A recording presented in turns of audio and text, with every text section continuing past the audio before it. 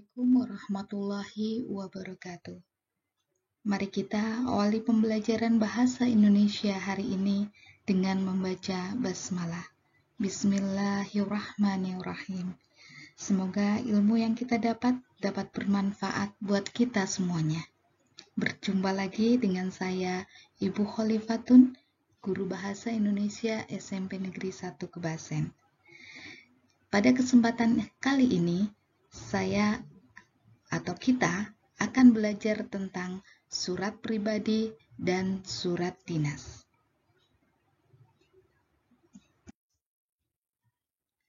Adapun tujuan pembelajarannya yaitu anak-anakku semuanya, setelah mengamati model surat yang disajikan, peserta didik dapat mengidentifikasi ciri surat pribadi dan surat dinas secara cermat dan kritis.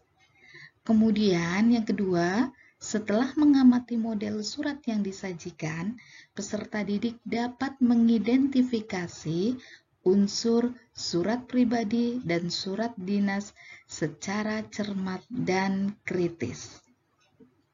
Baik, mari kita mulai saja pembelajaran tentang surat dinas dan surat pribadi. Pernahkah kalian membaca ataupun menulis surat pribadi?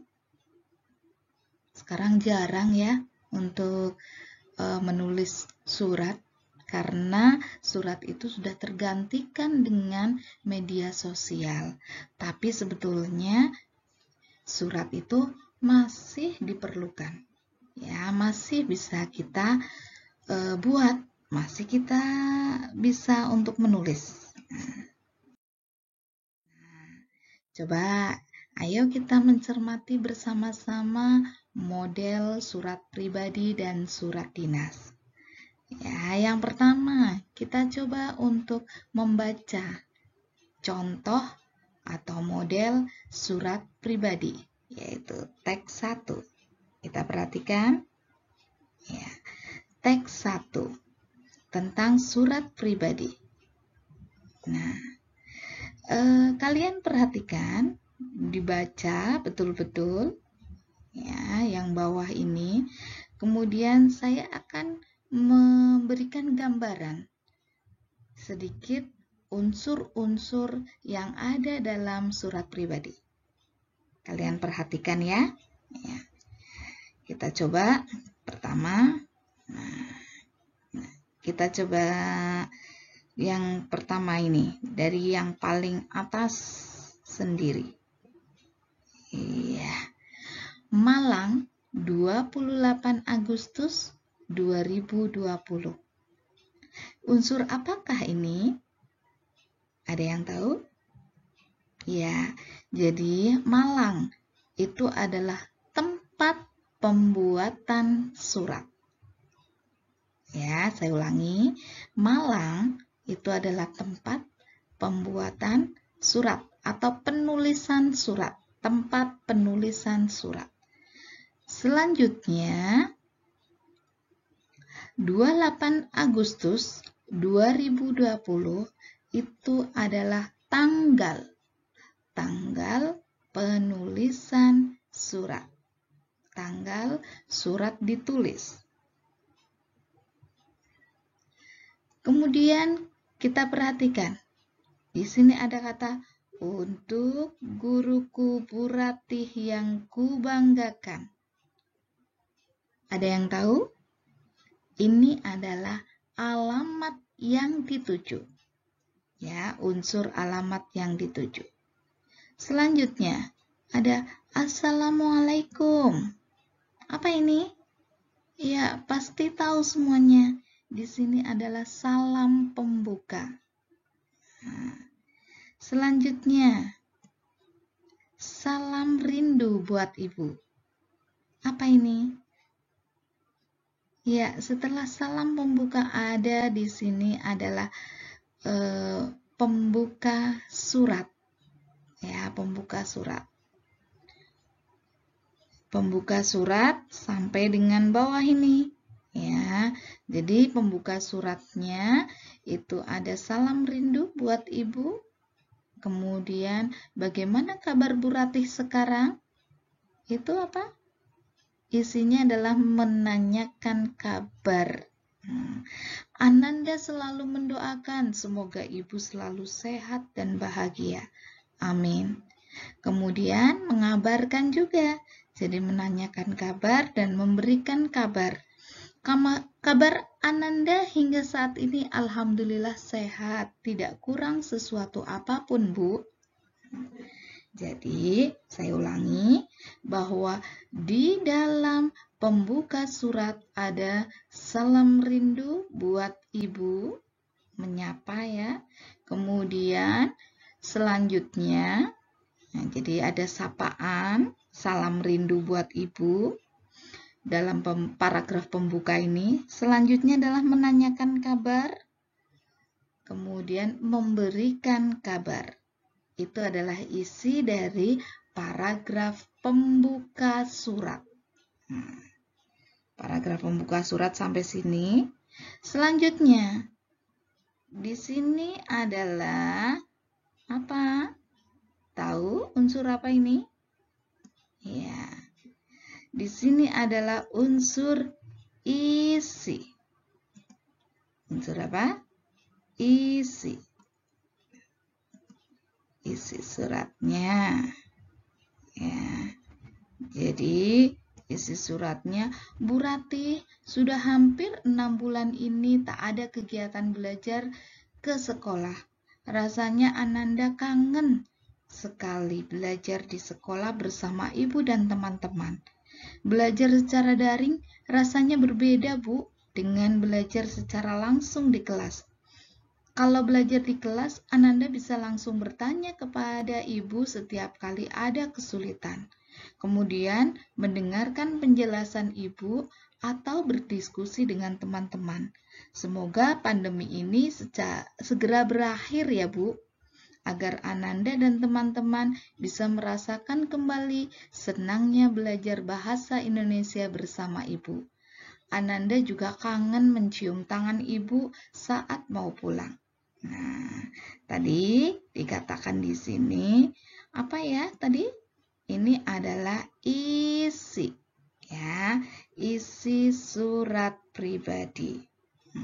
Selanjutnya, sekian dulu Bu Ratih, kabar dari Ananda. Mohon maaf jika ada kata-kata yang kurang berkenan di hati Ibu. Ada yang tahu ini unsur apa? Iya, ada unsur penutup, paragraf penutup surat. Ya, jadi di sini adalah sekian dulu, Bu. Nah, itu namanya paragraf penutup surat. Kemudian di sini ada wassalamualaikum warahmatullahi wabarakatuh. Ini adalah salam penutup. Nah, di sini ada salam rindu. Ya, salam penutup. Kemudian ini adalah Wulandari, nama pengirim surat. Ya, jadi kalian bisa mengamati unsur-unsur surat pribadi dari atas sampai bawah ini. Ya, unsur-unsurnya. Kita lanjutkan. Cermati buku paket ya, siswa halaman 243 sampai 247. Di sana ada beberapa contoh surat pribadi. Ya. Kita perhatikan dari unsur-unsur yang tadi bahwa yang pertama, surat pribadi apa tadi? Bentuk komunikasi interaktif antara orang pertama yaitu pengirim dan orang kedua atau penerima. Ya, jadi bentuk komunikasi interaktif antara orang pertama yang sebagai pengirim dan yang orang kedua sebagai penerima surat. Kemudian yang kedua, surat pribadi berisi unsur. Tadi ya, ada tanggal surat, alamat surat, pembuka surat, pendahuluan, isi, dan penutup surat, serta nama pengirim surat atau juga tanda tangan. Kemudian yang ketiga, simpulannya adalah isi surat pribadi berkaitan dengan masalah pribadi, menanyakan kabar, keperluan pribadi, dan tujuan komunikasi pribadi yang lain. Itu tadi tentang surat pribadi. Jadi pemodelan surat pribadi. Kita lanjutkan. Kemudian teks yang kedua adalah jenis surat dinas. Ya, ada yang berbeda dengan surat pribadi? Apanya yang berbeda? Ya, yang berbeda ada isinya berbeda. Selanjutnya apalagi yang berbeda? Unsur, betul ya. Unsur surat dinas itu ada yang berbeda dengan surat pribadi. Mari kita lihat. Kita perhatikan contoh surat dinas atau surat resmi. Yang pertama, ini OSIS SMP Negeri 12 Malang. Itu adalah kop surat. Nah, ini tidak ada dalam surat pribadi. Kemudian ada nomor, lampiran, hal. Di dalam surat pribadi juga tidak ada. Kalau ini sama, ada tanggal penulisan surat. Ada ya. Kemudian ini adalah alamat yang dituju. Ya, alamat yang dituju.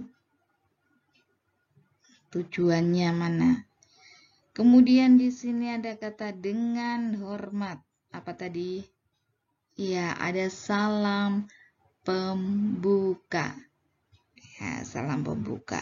Selanjutnya ini sudah termasuk isi. Perihalnya apa tadi? Undangan. Jadi ini isinya dalam rangka mendukung pelaksanaan program Malang Hijau Sejuk Berseri. Kami mengharap kehadiran saudara pada hari, pukul, tempat, acara. Selanjutnya, demikian undangan kami. Setelah isi, itu ada paragraf penutup di sini. Ya, paragraf penutup. Selanjutnya, pengirim.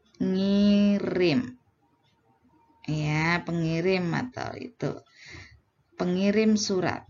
Selanjutnya ada nama pengirim. Selanjutnya di sini, ini yang membedakan, tidak ada tembusan kalau untuk surat pribadi. Untuk surat dinas ada bagian tembusan. Kalian cermati buku paket, yaitu buku siswa halaman 248 sampai 250. Di sana kalian bisa melihat ada beberapa contoh surat dinas yang lain. Nah, kita perhatikan ada kotak info. Jadi di sini adalah berisi kesimpulan yang tadi kita bahas. Surat dinas berisi apa? Ya, berisi tentang keperluan kedinasan yang bersifat resmi. Sebelum kamu mengetahui contoh surat dinas yang baik, terlebih dahulu kamu harus mengetahui struktur surat dinas. Pada dasarnya struktur surat dinas tidak jauh berbeda dengan surat pribadi. Tapi pastinya ada yang berbeda. Ya, silakan kalian baca tadi. Ya, mana yang berbeda? Surat dinas hanya boleh ditulis oleh sebuah instansi kepada instansi lain atau individu. Seseorang atas nama individu tidak diperbolehkan menulis surat dinas. Oleh sebab itulah, pada surat dinas ada kepala surat dan nomor surat. Selanjutnya, Isi surat dinas berkaitan dengan topik kedinasan. Misalnya, ada undangan rapat, permohonan maaf suatu instansi kepada orang atau instansi atau perusahaan, lamaran pekerjaan, surat permintaan izin tidak masuk, izin menggunakan tempat, dan sebagainya. Ya, itu. Selanjutnya. Setelah kalian memahami pemodelan surat dinas dan surat pribadi, coba kalian kerjakan tugas yang ada di buku siswa di halaman 256. Nah, ini ya yang harus kalian isi. Jadi kalian membandingkan unsur surat pribadi. Tadi sebetulnya sudah saya sampaikan ya. Bu Khalif sudah sampaikan tadi unsur surat pribadi dan surat dinas. Nah, sekarang coba kalian bandingkan dengan mengisi tabel berikut. Unsurnya apa? Ada dalam surat pribadi, kemudian surat dinas. Ya, kalian bisa hanya checklist saja. Contoh di sini adalah unsur yang pertama ada tanggal, ya.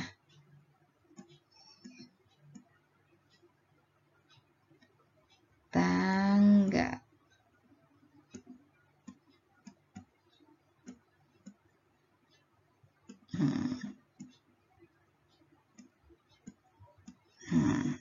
Kemudian tanggal surat ada kan di surat pribadi, ada juga di surat dinas. Ya, seperti itu contohnya.